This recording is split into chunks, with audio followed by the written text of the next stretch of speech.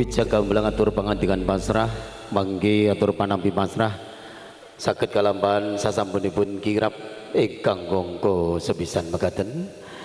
Para tamu kakung putri sekecala lengan kanthi suka mardu mardikani penggali hagrabi pasugatan kirap ingkang gongko sepisan manem bromo cundaka lambang kepan samap tenggati sawiga ing diri jengkar saking madyaning wisma prusa dikaran. Sang Suba Manggala Hamranata baris nyawijiku molong jajar-jajar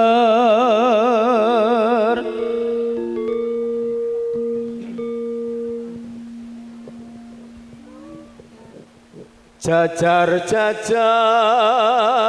gumregut lampahe binarong natap swaraning gending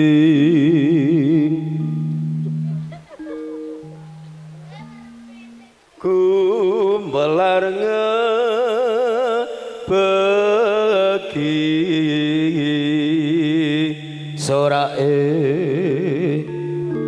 sorae gumuruh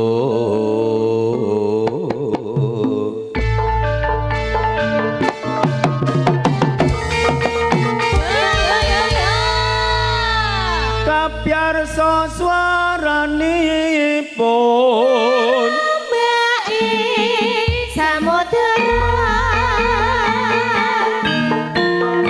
sengkar saking madyaning wisma prasang dikaran Ki Suba Manggala manem bromo hanganti pager bagus pagrayu mratitisaken kirap angka sepisan adapun beri guru bangsa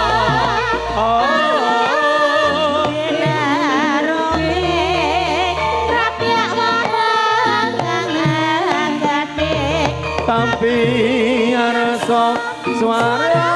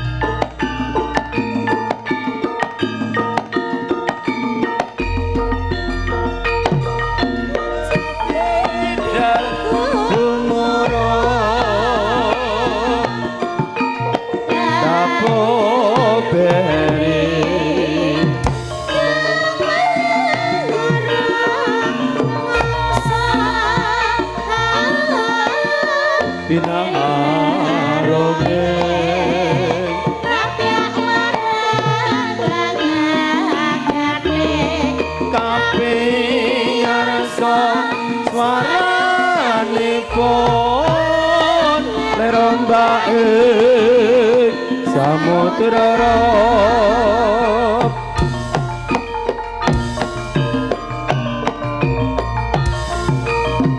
yakti mancing ning madyaning wisma puraya Gung Suba Manggala piniji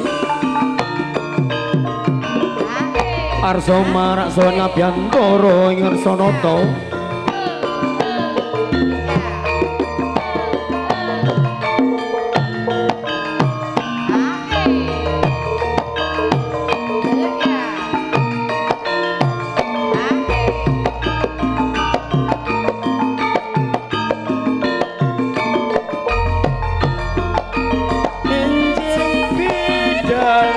gumuruh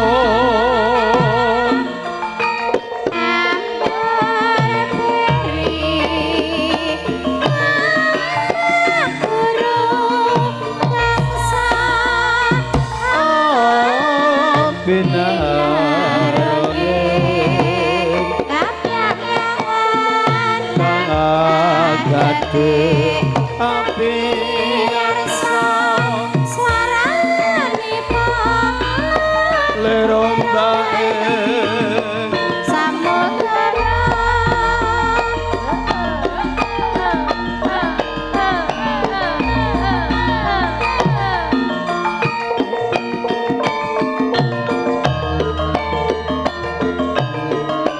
kula ingkang kamareng marak sowan Raden iya proso gending kene nyaketha ingsun proso inggih Raden mundi dawuh Raden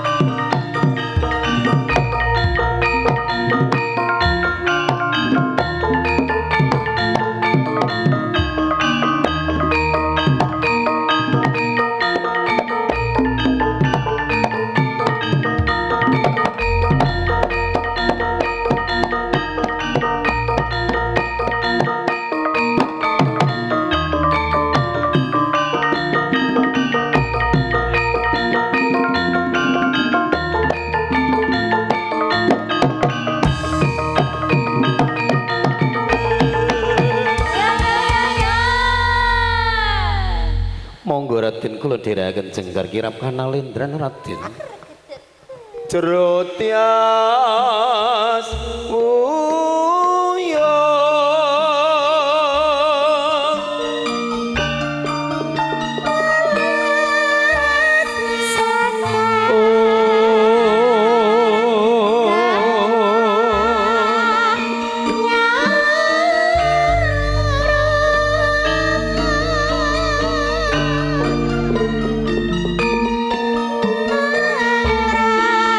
pangrerujut nolong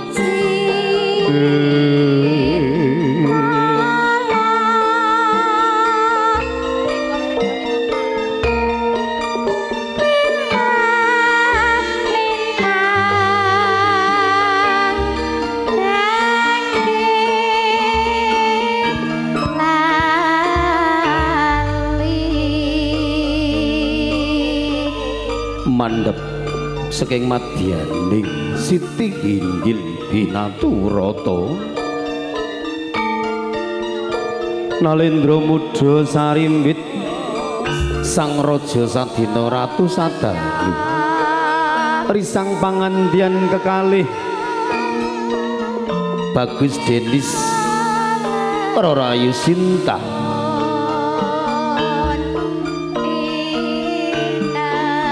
panaliti kendo kencenging pranatan gemah pakartining negari babar pisan yo hamir sandi gemah ripaing para kawula yekti ingkang minangka Sundaka lampah suba manggalaning lampah tinindyan Mas Ayu Susi Susilawati lumaksana sinawung beksa hambekesa memetri kagunan Jawi gegolan kabudayan ingkang indah prandene yekti datan katalumpen geni roma nembah mring ngarsaning Hyang Suksma sinambunging wuri patah sakembaran menil dudut nala yekti minangka pepasren mrih jumbuh ing swasana lumaksana gandeng asta membat madya lumingganging warih risang pangandian kekalih rena jroning wardaya bombong jroning penggalih gandeng asta sesarengan gayuh wahyuning katentreman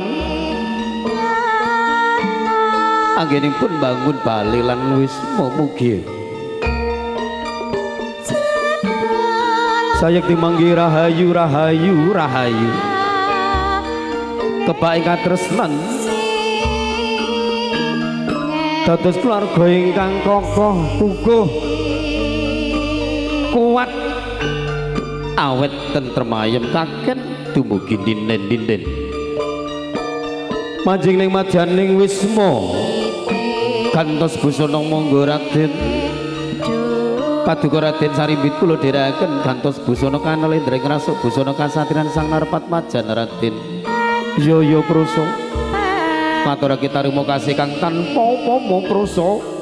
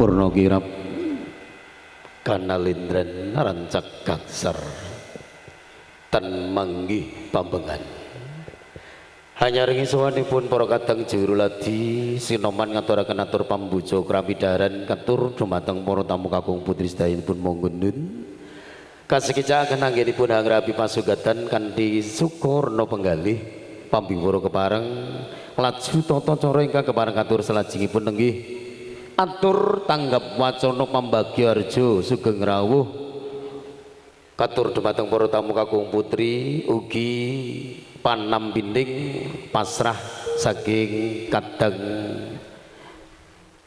pisan kekalih pinijingayen ngaturaken atur pambagyaarja ugi panampi pasrah panjenenganipun ingkang kinabekten Bapak Kasun Budiono jenggaripun Bapak Kasun Budiono Kadya Nalendra saking Mataram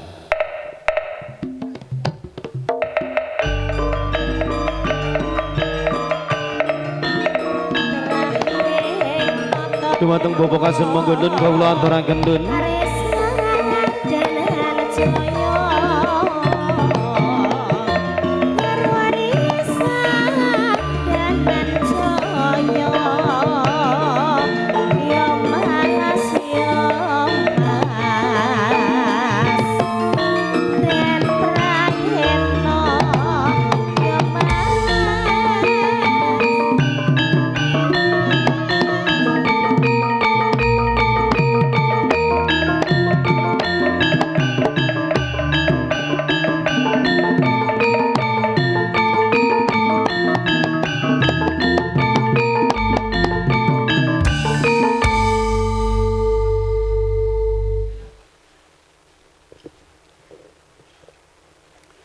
Bismillahirrahmanirrahim. Assalamualaikum warahmatullahi wabarakatuh.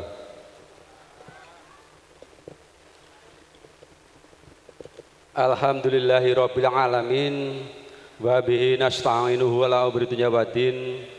Assalatu wassalamu ala asrofil anbiya'i wal mursalin wa ala alihi wa sahbihi ajma'in. Amma ba'du. Kunjuk dumateng sedaya para tamu kakung miwah putri ingkang bagya mulya, panjenenganipun kadang besan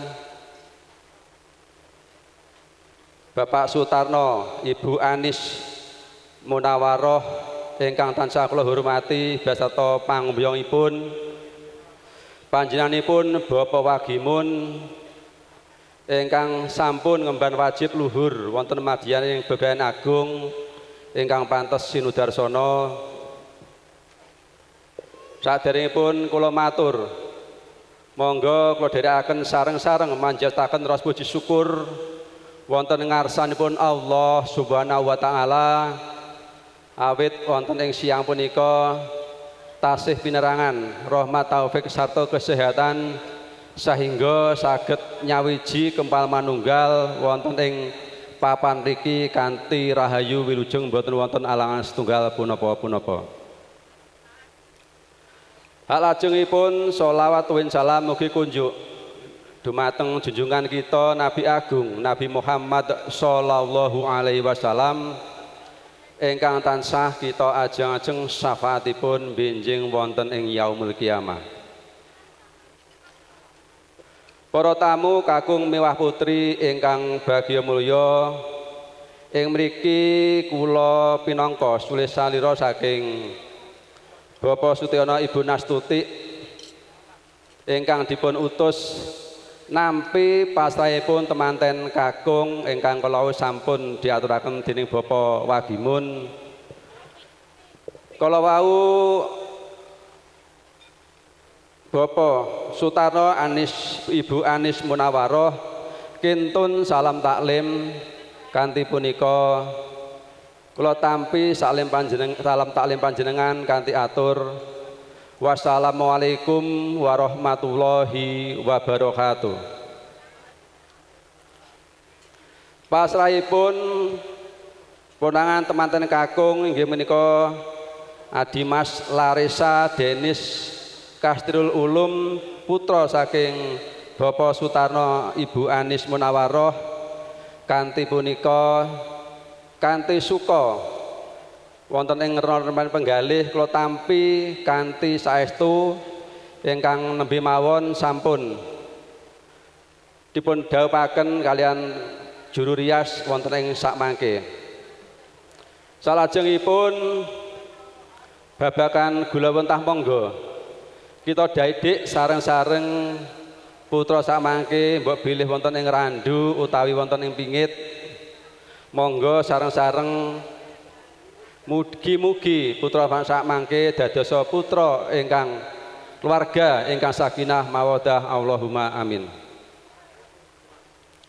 Salajengipun matur suwun sanget bilih rawuhipun saking keluarga kadang besan ingkang kalau sampun diaturaken bilih tindak mriki mboten ngasta napa-napa. Alhamdulillah tindak panjenengan sampun panjenengan niyati mugi-mugi dipun bales kalian pangeran kanthi keberkahan ingkang ageng. Mbok bilih panjenenganipun Bapak Sutarno Ibu Anis Munawaroh wau dipun indikaken dening Pak Bapak Wagimun bilih wonten ing pawiwan sakmangke paripurna badhe nyuwun pamit namung nderekaken sugeng kondur sugeng tindak. Mugia tindake panjenengan sedaya awit ing mriki mboten wonten alas tunggal punapa-punapa ngantos dumugi dalem panjenengan sowang-sowang. Para tamu kakung miwah putri wonten ing siang punika kula aturi sugeng lenggah kanthi merdeka-merdekan penggalih kalih dahar sak sawontenipun ingkang sampun dipun samaoten kalian keluarga besar Ibu Bapak Sutiono Ibu Nastuti. Salajengipun wonten ing wedal punika bilih Bapak Sutyono Ibu Nastuti kagungan hajat inggih menika ngijab kabulaken ingkang putri inggih menika Sinta Dewi Anggraini binti Sutyono Ibu Nastuti pikantuk Adimas Larissa Denis Kastirul Ulum putra saking Ibu Sutarno Bapak Sutarno Ibu Anis Munawaroh ingkang sampun kalasananan kala wau kirang langkung tabuh 8 anut satataring agamilan negari lan sampun sah menggaing kita sedaya lan agamilan negari. Salajengipun bilih Ibu Nastuti nyuwun doa restu panjenengan mugi-mugi asalipun ndhawuhaken ngijab kebelaken putra-putrinipun pikantuk keberkahan dados putra putri dados keluarga ingkang sakinah mawaddah warahmah ayem tenten atut runtut sageta kagungan putra-putri ingkang soleh-solehah lan ngantos saklaminipun. Ibu Nastuti inggih matur suwun sanget dumateng sedaya para rawuh, para tangga teparu ingkang sampun paring iguh pratikel saged kelaksanaaken hajatan mantu menika mugi-mugi sedaya pikiran lan apa saking panjenengan tansah dipunwales kaliyan Allah Subhanahu wa taala. Saking kula mbok bilih wonten kliyentune atur asepun nampi kalian atur pambagya wonten sedaya mawon nyuwun pangapunten saageng-agengipun akhirul kalam bila taufiq hidayah wassalamualaikum warahmatullahi wabarakatuh.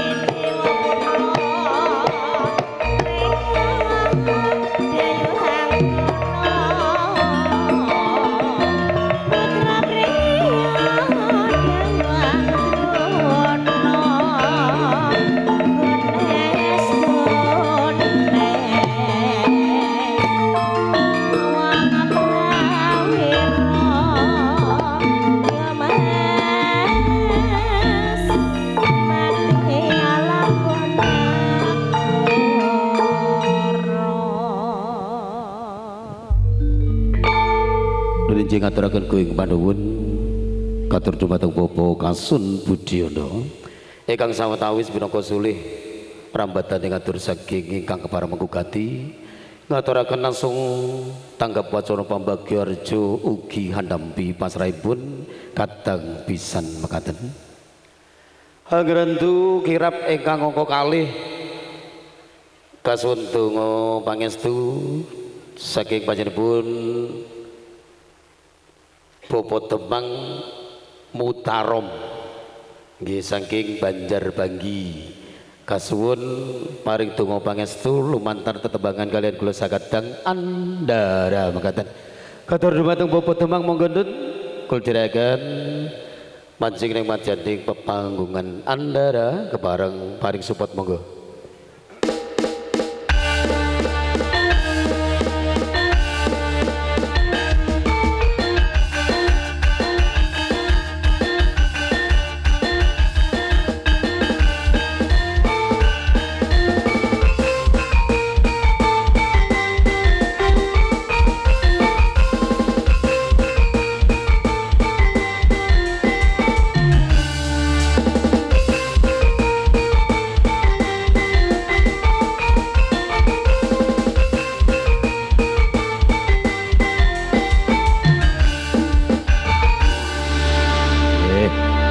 Kawis toro dada nggih mboten napa-napa nggih wong wau nggih kula nuwun didhawuh mekaten apabila kersa jumeneng monggo ingkang baken sampun kula aturi sesarengan kula sakadeng andara micil saking Genteng Banjarbanggi 7 ingkang dipun pangarsani Mas Darbo kalih Mbak Anis vokalis nggih.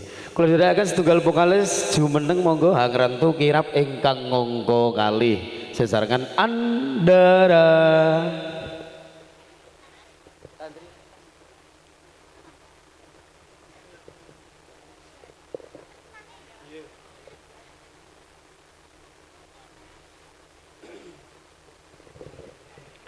Ugi ambo pilih sampun samap tegati sawigo diri kirap ingkang koko kali keparang manem Bromo lima sayu Susi Lawanti keparang derakan cengkaripun temanten kekalih sinawung katresnan sejati di Tantri Andara.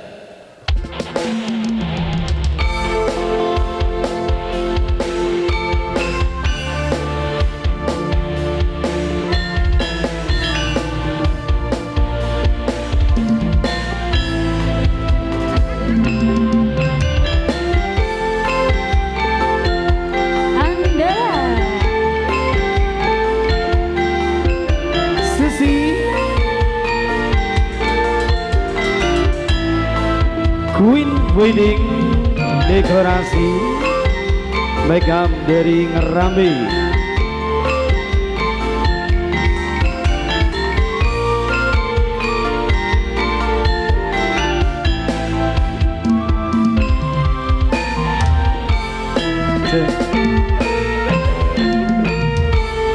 Janji tresno disekseni lintang-lintang ing tengahing wengi ati kang nandhang asmara Gusti kula paringa usada rembulan ing tengah wengi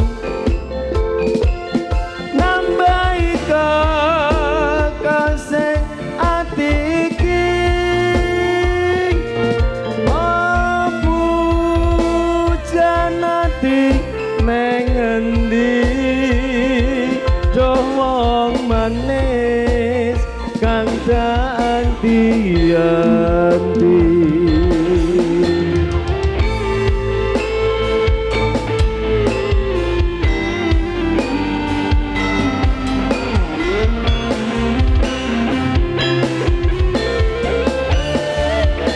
butuh audio Andara di Tantri yo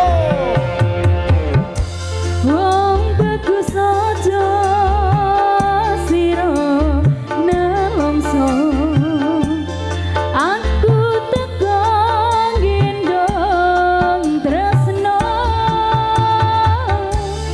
lelangan asmara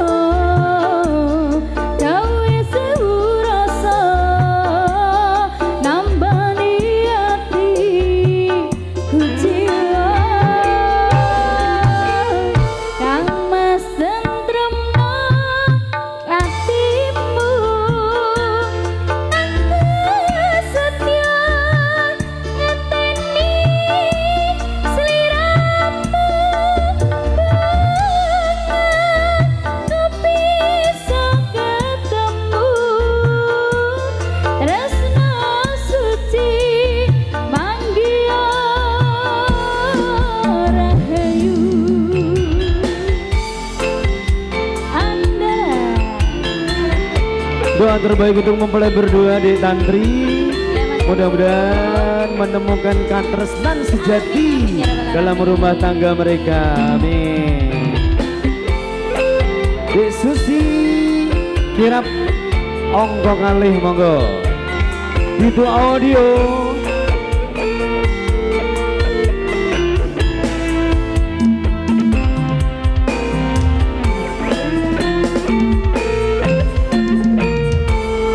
janji tresno disekseni lintang-lintang ing tengahing wengi ati kang nandhang asmara Gusti kula paringa usada rembulan ing tengah wengi nambahi kekasih ati iki kabut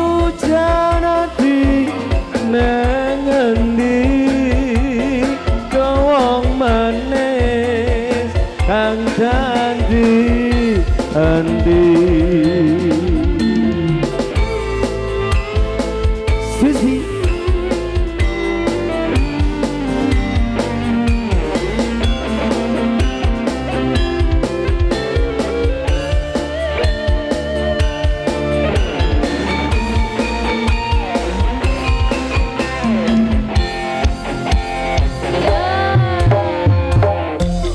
Wong bagus saja sirone rasa asal ku teko nyindang tresno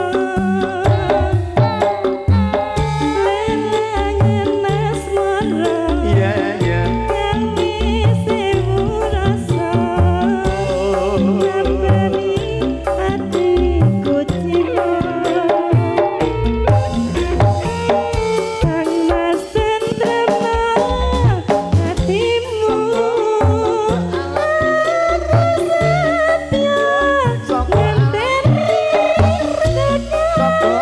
Soko alat kapan bisa ketemu tresno suci manggiya rahayu Tresno suci manggia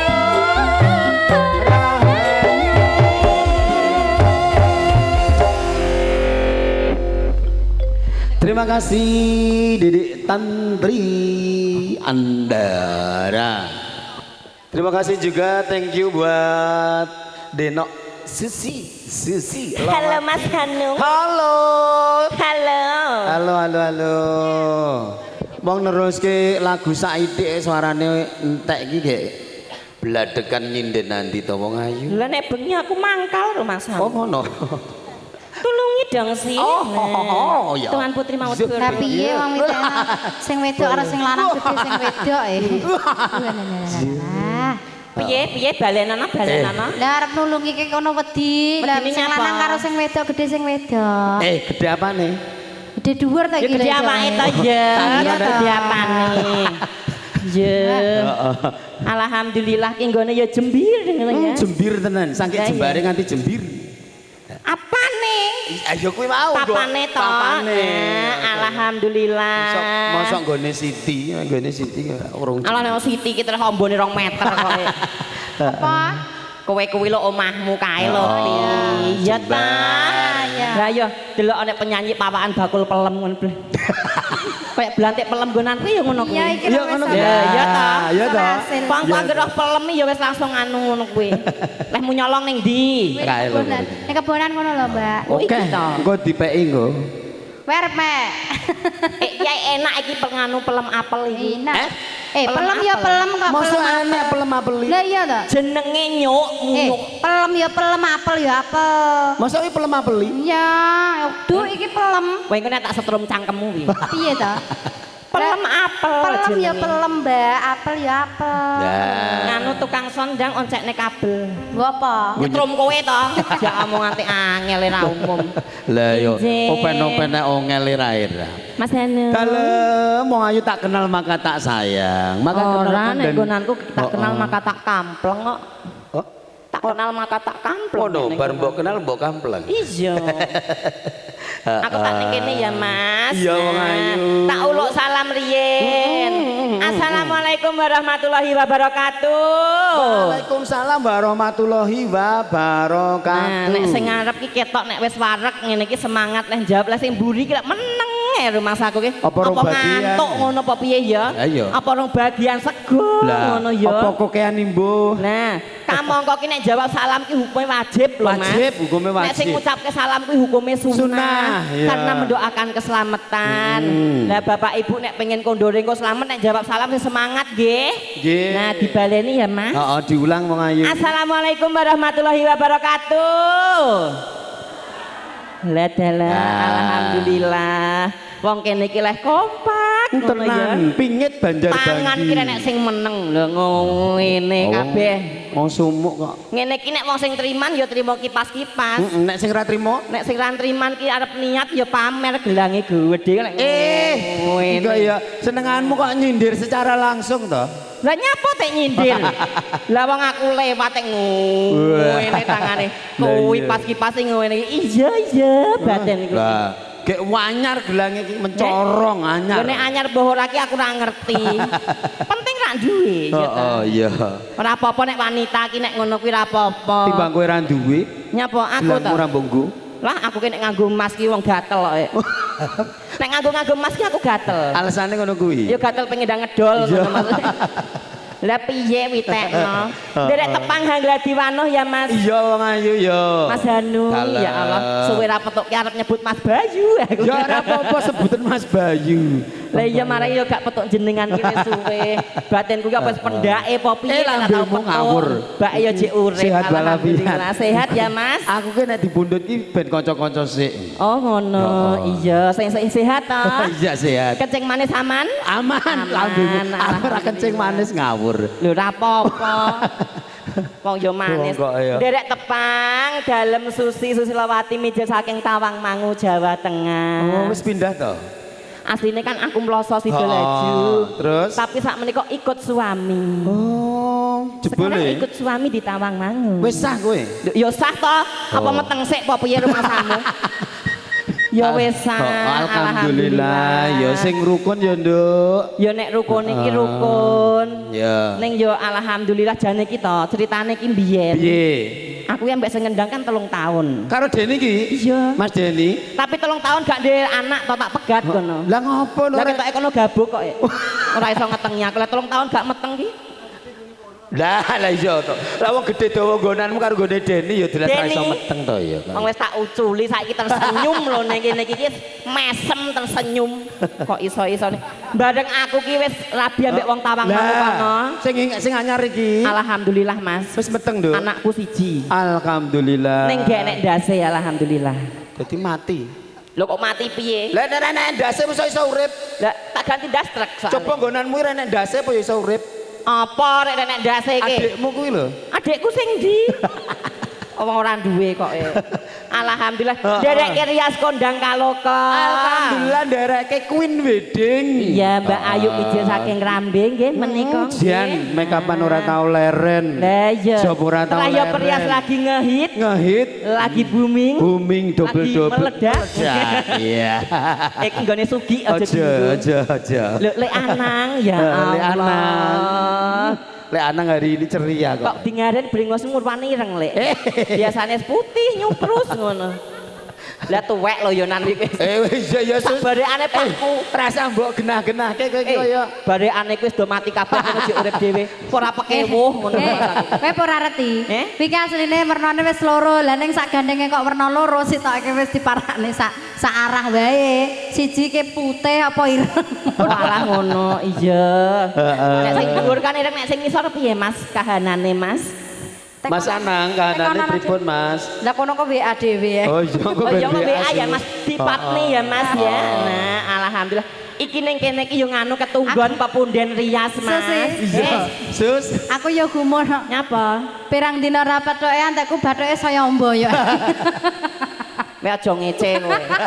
Kowe dublak sambel bojone kok ora ya bengoren kowe.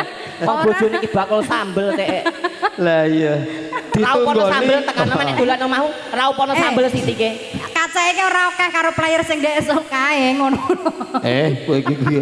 Nis kowe iki Siti. ngadeg. Ngono-ngono ki ya bosmu rumah samu.